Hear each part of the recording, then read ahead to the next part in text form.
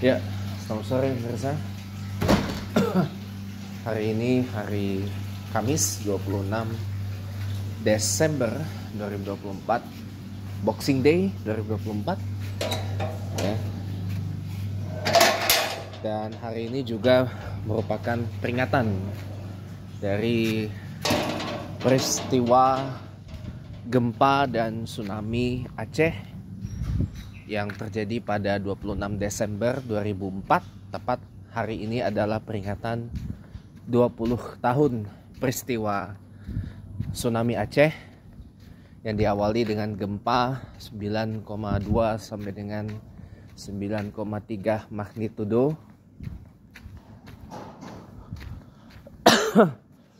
yang menewaskan hampir 230.000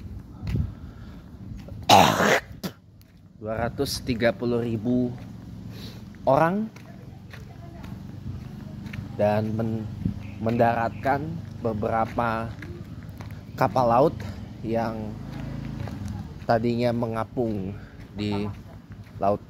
Jadi ya 30 ya, jadi ini adalah peringatan komemorasi ya 20 tahun peristiwa gempa dan tsunami Aceh pada hari ini. Tadi pagi sudah dirayakan ya, dipusatkan di Masjid Raya Baitur Rahman Banda Aceh.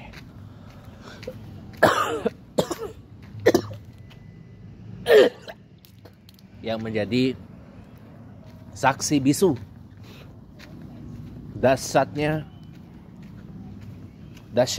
tsunami Aceh yang meluluh lantak banyak rumah dan meluluh dan menewaskan, tadi sudah saya sebut, hampir 230.000 orang, tepatnya 227.000 berapa tadi ya, around 227.300 orang yang tewas dalam peristiwa itu. Jadi itu fucking annoying banget. Kadang saya tuh agak kesel ya, dan saya tuh pengen swear kalau pengen kayak gitu, karena keganggu. Ada kucing bunting. Kucingnya bunting tuh sebelah sana. Maaf, gak bisa saya bawa. Ayo kita main sepeda lagi. Tumpah nih.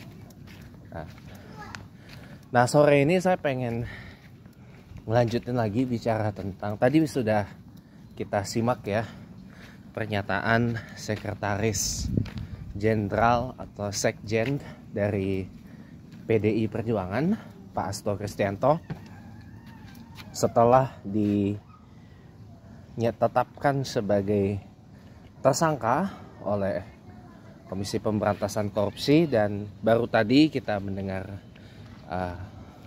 siaran akhbar bahwa KPK melakukan pencekalan terhadap Hasto dan juga anggota DPR dari fraksi PDI Perjuangan yang juga mantan Menteri Hukum dan Hak Asasi Manusia Republik Indonesia, Bapak Yasona Hamonangan Lawli, mantan Menkumham ya, mantan Menkumham, ke luar negeri selama 6 bulan.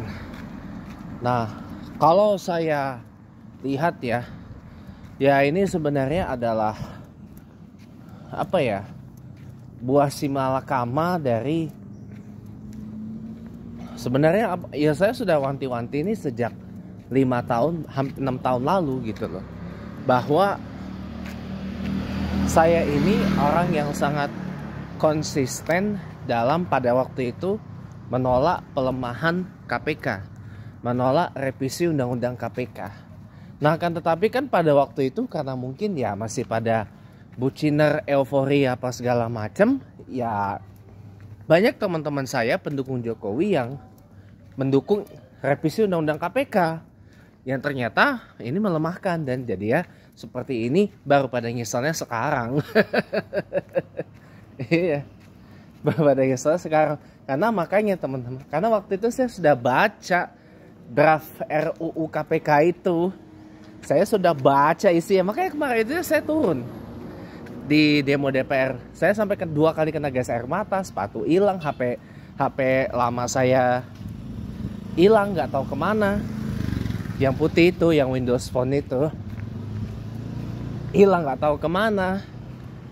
Dan ya banyak lah yang saya nggak bisa ceritain gitu loh. Nggak bisa cerita banyak tentang, karena saya itu sudah wanti-wanti gitu loh, bahwa apa yang begitu, bahwa RUU KPK itu tujuannya ngelemahin KPK, pada ngebeling gitu loh, pada keras kepala lah.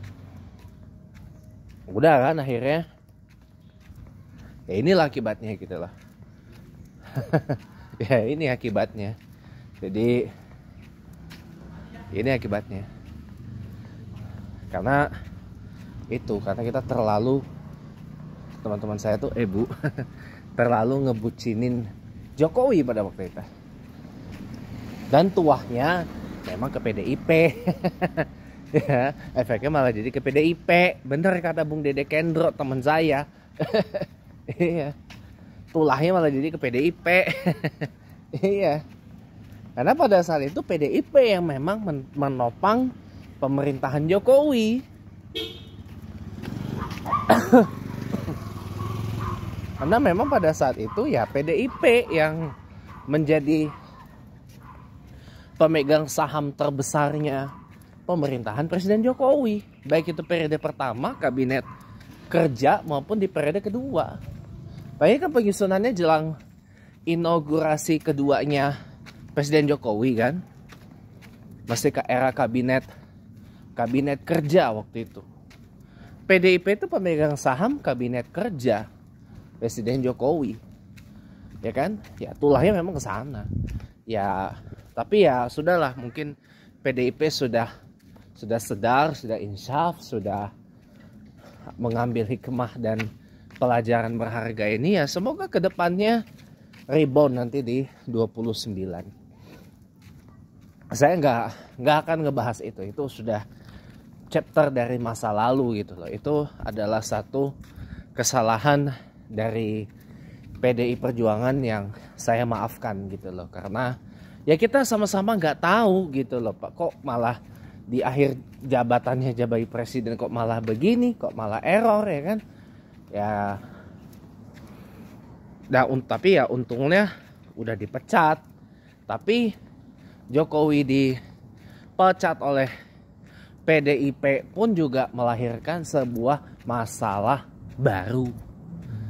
Ya ini buktinya dengan pentersangkaan Hasto, kemudian ada lagi skandal ya, masalah dengan Felicia Tisu, masalah macam-macam banyak banget. Aduh ya Allah, ini bahkan sekarang ada operasi Toha ya, operasi Toha untuk meringkus mereka yang selama ini beroposan dengan Pak Jokowi.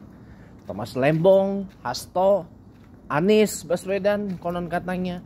Bukan gak mungkin ada jalan, mungkin ringkus juga ya Sona, ringkus juga Deddy Sitorus, ringkus juga Adian Apito. Ujungnya yang bakal kena ringkus siapa? Megawati.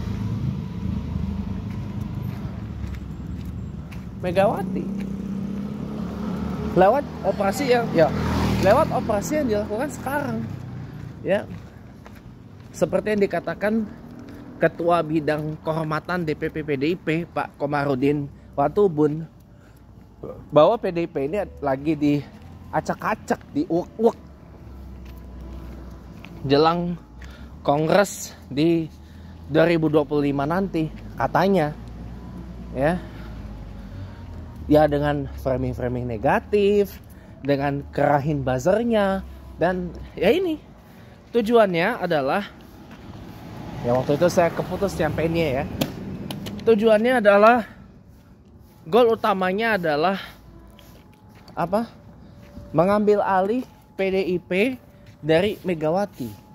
Megawati namanya dimusnahkan dalam sejarah perpolitikan Indonesia. Jadi PDIP itu akan didemegawatisasikan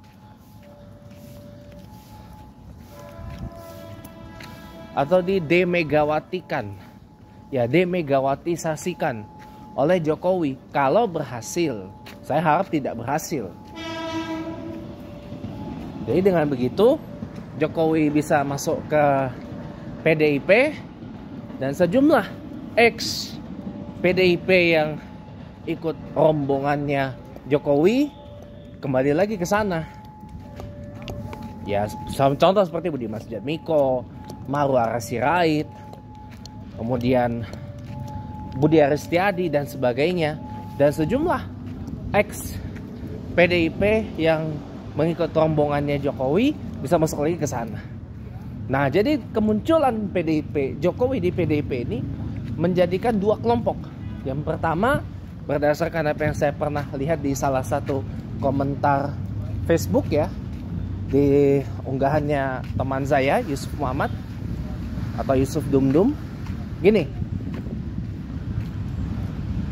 saya nggak mengikut PDIP gegara Megawati, tapi saya mengikut masuk PDIP gegara sosok Jokowi.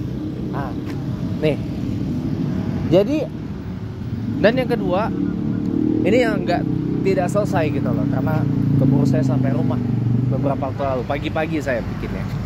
Yang kedua adalah mereka yang PDIP sejati, no matter what, no matter what, no matter ada atau tidak ada sosok Jokowi itu di PDI Perjuangan.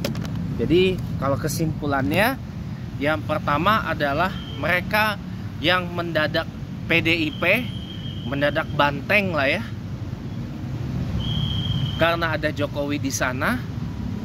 Dan yang kedua adalah mereka yang PDIP sejati atau banteng sejati, no matter ada atau tidak Jokowinya di sana. Nah, alhamdulillah, ternyata setelah saya perhatikan masih lebih banyak yang PDIP atau banteng sejati dibanding yang mendadak PDIP atau mendadak banteng. Terlepas ada atau tidak sosok Jokowi di sana. Berarti apa? PDIP kan sudah besar tanpa seorang Jokowi. Lah, buktinya 2024 ini PDIP bisa mendapat juara 1 di pemilihan legislatif nasional. Walaupun merosot dari 128 jadi 110 kursi. Walaupun juga di kepala pilkada banyak calon-calon baik yang diusung ataupun yang didukung oleh PDI Perjuangan mengalami kekalahan. Itu pun kalahnya juga karena kalah curang, bukan kalah dengan permainan yang sportif gitu loh. Yang noticeable banget itu di Banten, di Sumatera Utara, di Jawa Tengah, Jawa Timur. Itu kan noticeable banget. Di Lampung itu kan noticeable banget kekalahan PDIP gara-gara dicurangi itu.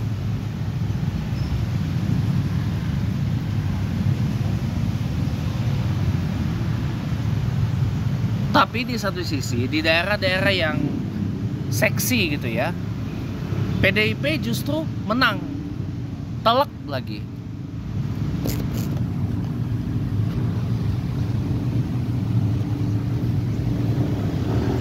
Kemenangan PDIP di Pilgub Jakarta dan Bali ya, Jakarta itu barometer politik Indonesia.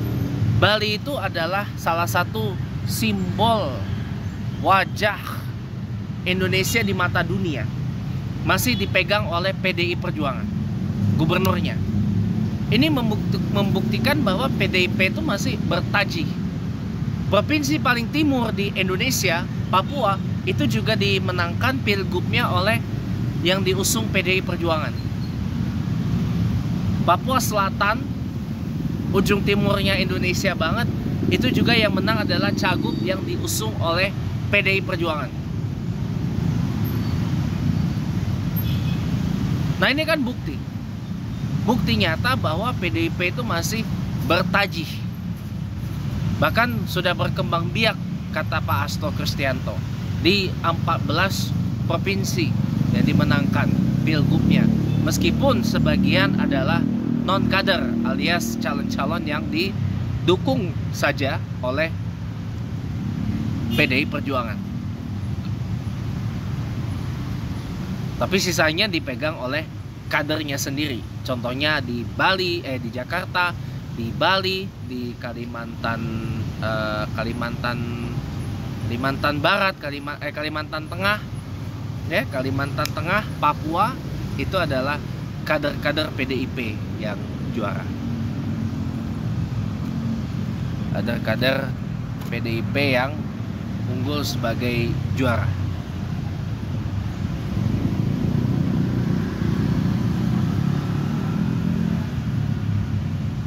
Jadi apa ya, kalau saya boleh bilang ya, PDIP itu masih bertaji, walaupun sekarang lagi diobok-obok, lagi dikoyak-koyak dengan yang beginian ini gitu loh. Tapi saya yakin publik itu malah makin bersimpati dengan PDI Perjuangan. Lantaran apa ya? Lantaran ternyata ada sebagian yang tadinya di Pilpres 24 memilih Prabowo Gibran atau nomor 02 nyesel kok begini amat gitu. Bahkan sebagian dari mereka juga secara diam-diam, dan ada yang juga secara terang-terangan menyuarakan penolakan terhadap kenaikan pajak pertambahan nilai atau PPN sebesar 12% di tanggal 1 Januari 2025 yang akan datang. Makanya menurut saya ini adalah sebuah breakthrough. Konon katanya operasi Toha ini, operasi rencana besar perebutan PDIP dari Megawati Soekarno Putri ini adalah, saya duga ya, bagian dari rencana pemulusan langkah Gibran Rakabuming Raka melangkah dicapreskan di 2029. Karena kan baik Jokowi maupun Gibran ini kan sekarang sudah tidak berpartai, sudah karena kan sudah diberhentikan dari PDI Perjuangan. Nah, dengan Jokowi berebut PDIP, jadi dia bisa membatalkan pemecatannya sendiri dan membatalkan juga pemecatannya Gibran dan Bobi Nasution. Terus bakal ditarik lagi Bobi Nasution ke PDIP, Kaesang ditarik lagi masuk ke PDIP gitu. Karena Jokowi masih menilai PDIP itu seksi, partai yang sekarang lagi dapat momentum simpati dari masyarakat. Nah, jadinya itu yang akan diobok-obok. Loh, kenapa nggak PSI? Kan Jokowi sudah taruh anaknya di ketum PSI. PSI itu nggak seksi. Partai 0, manalah seksi. Nggak ada yang tertarik. Kan Jokowi taruh Bobi di Gerindra, kok Jokowi nggak ambil alih Gerindra? Nggak segampang itu, Ferguson. Jangan Anda pikir di Gerindra itu isinya ada orang yang pro Jokowi di sana. Big no. Salah. Di Gerindra tuh orang yang pro banget terhadap Jokowi itu cuma Marwar Sirait sama Emmanuel Beneser. Sisanya itu adalah orang Prabowo tulen semua.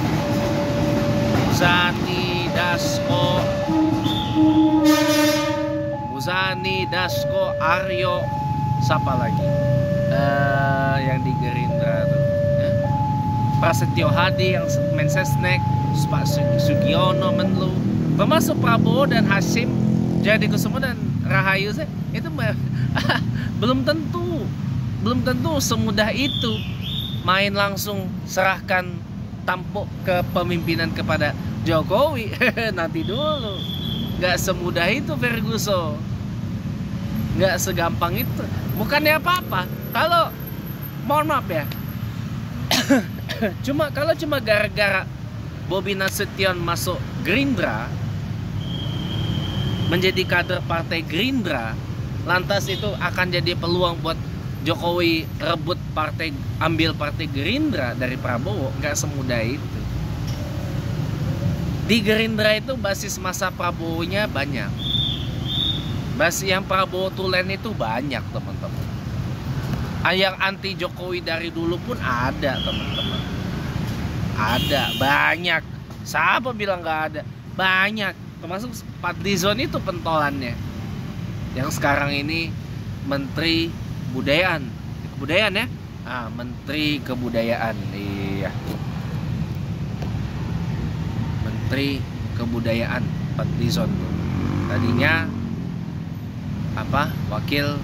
tadinya ketua BKSAP, Badan Kerjasama Antar Parlemen DPR RI 2019-2024. Sekarang yang ngejabat dari PKS, Pak Mardhani Alisera. Ya. Tadinya PKS itu ketua Mahkamah Kehormatan Dewan MKD DPR. Kalau sekarang ketuanya dari PAN, Pak Nazaruddin Degam dari Aceh, ya, dapil Aceh. Iya, jadi gitu kawan-kawan. Makanya jadi nggak segampang itu. Atau konon katanya Pak Jokowi taruh Bahlil jadi ketum Golkar, Agus Gumiwang ketua Dewan Pembina, mau ambil Golkar juga. Nggak segampang itu. Pohon beringin tebang bukan berarti Jokowi lantas bisa hana-hene begini-gini masuk partai Golkar. Saya Jokowi, saya ini Golkar. Nggak segampang itu juga. Saya kan udah pernah berkali-kali bilang, di Golkar itu masih banyak yang anti Jokowi, terutama faksinya Yusuf Kalla dan faksinya Abu Rizal Bakri. Abu Rizal Bakri ini adalah orang Prabowo banget. Yusuf Kalla itu anti Jokowi banget. Banyak kader-kader partai Golkar itu yang nggak suka Jokowi. Faksi yang pro Jokowi itu paling-paling cuma ya Erlangga Hartarto, Agung Laksono, faksinya Bahlil Lahadalia, faksinya Agus Gumiwang Kartasasmita, atau faksi Bapak Ginanjar Kartasasmita, faksinya Bambang Susatyo, ya, faksinya siapa ini? Sekjennya Pak Sarmuji, ketua fraksi Golkar DPR RI 2429. Cuma itu doang. Sisanya belum tentu adalah orang-orang yang pro Jokowi di sana di Golkar. Jadi susah, gak segampang itu Jokowi mau ambil partai Golkar. Gak segampang itu. Nah jadilah setelah kemarin gagal rebut Demokrat dari Susilo Bambang Yudhoyono dengan ketum sekarang ini Pak Agus Harimurti Yudhoyono, kebetulan sekarang lagi jabat Menko Infrastruktur di Kabinet Merah Putih Presiden Prabowo 2429, digagalkan oleh Yasona Lawli yang saat itu Menkumham, ya, yang mengakui kepemimpinan AHY di Partai Demokrat karena melihat ADART-nya Partai Demokrat. Nah ini harusnya Partai Demokrat ini terima kasih kepada PDIP sudah selamatkan dari upaya perebutan oleh Jokowi lewat tangan Muldoko yang saat itu adalah KSP, Kepala Staf Presiden. Gitu. Lewat tangan-tangan Muldoko yang Jokowi itu mengerahkan Marzuki Ali, saya baru yang sekarang Johnny Allen Marbun, ya, dan banyaklah pokoknya. Itu mah bodong cuy, bodong. Kongres abal-abal. Untunglah diselamatkan. Harusnya berterima kasih. Gitu loh.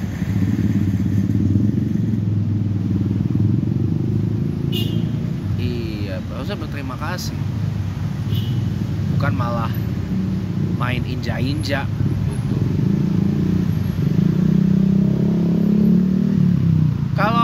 nggak ada pertolongan PDIP ya, mohon maaf, nggak mungkin AHY itu bisa jadi ketum sampai sekarang. Nggak ada. Nggak ada, teman-teman. Harus berterima kasih.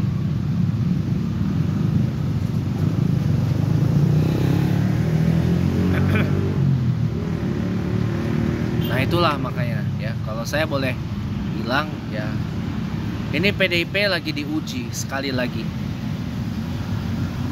Lagi diuji bagaimana kokohnya PDIP mengenai bagaimana fondasi politiknya di tengah-tengah keadaan lagi kayak gini. Ya saya selaku simpatisan PDIP juga menyatakan mendukung kalau memang PDIP menghormati proses hukum yang berlaku atas pengusutan Pak Hasto dan Pak Lawli ya. Tapi saya harapkan proses penegakan hukumnya transparan,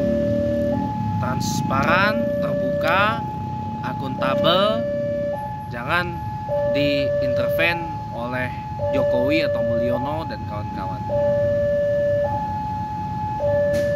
Harapan saya sih itu. Ya.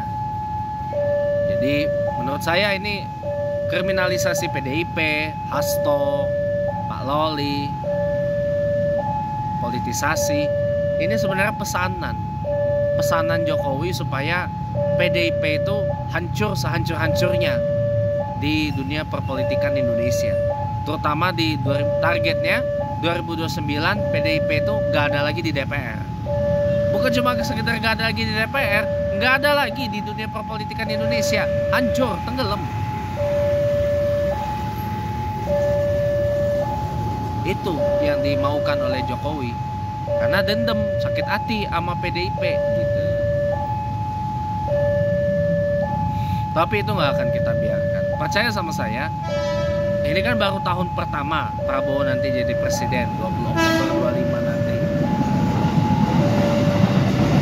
20 Oktober 2025 Prabowo setahun jadi presiden ya. Nanti tahun kedua, tahun ketiga, tahun keempat 2008 peta politik akan berubah. Di saat ada beragam upaya untuk bagaimana mencapreskan Gibran di 29 nanti, bukan gak mungkin Jokowi akan beroperasi secara diam-diam dengan tangan yang disebut parcoknya itu, partai coklatnya itu. Mohon maaf, bisa juga Jokowi menarget Prabowo. Bisa juga Jokowi bukan hanya menarget Megawati, tapi juga bisa menarget Prabowo. Ya salah sendiri kenapa Prabowo mau nerima Bobi Nasution di Gerindra. Itu bisa jadi senjata makan tuan buat Prabowo. Bisa jadi Jokowi dan Prabowo akan saling baku hantam, baku perang. Ya dan mohon maaf gitu ya, bisa jadi ntar Prabowo yang kena. Allah alam bisawab, saya nggak tahu, tapi semoga saja tidak ya. Dan makanya usul saya untuk Pilpres 2029 nanti ambang batas pencalonan presiden dikosongkan 0%. Jadi semua partai-partai bisa menaikkan kader-kader terbaiknya ke atas panggung persaingan Pilpres. Dan makin banyak partai yang mencalonkan kader-kader terbaiknya di panggung Pilpres, fa insya Allah publik akan dapat banyak variasi pilihan dan tidak terpolarize terhadap 1, 2, 3 calon. Enggak. Tapi ambang batas untuk lolos ke DPR, yaitu parliamentary threshold, itu dinaikkan menjadi 10%. Sedikit partai di DPR, insya Allah akan timbul sedikit ketegangan juga di dunia perpolitikan Indonesia. Dan ini akan menolong dunia perpolitikan Indonesia supaya gak terjadi hal yang begini lagi. Oke, terima kasih sudah menonton teman-teman. Jangan lupa subscribe channel YouTube saya dan kita ketemu lagi di kesempatan yang lainnya. Selamat sore.